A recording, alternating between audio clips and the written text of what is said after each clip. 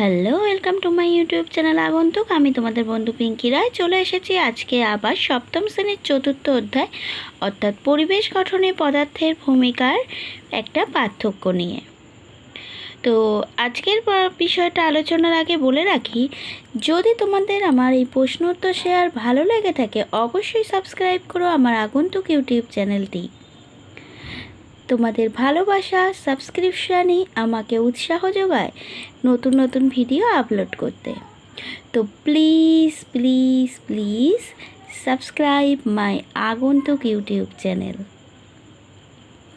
তো চলো দেখে নেই আজকের বিষয়টি।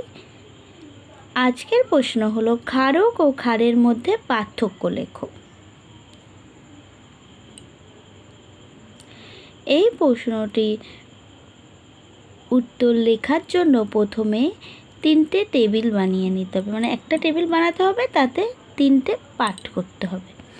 একটা বিষয়, তারপরে ক্ষারক, তারপরে ক্ষার। দেখতে পাচ্ছ তোমরা এই ভিডিওতে যে কিভাবে পার্থক্যটা লেখা আছে, ঠিক এইভাবেই তোমাদেরও পার্থক্যটা লিখতে হবে।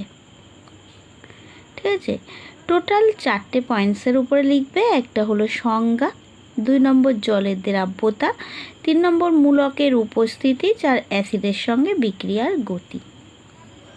ঠিক আছে, এইভাবেই লিখবে।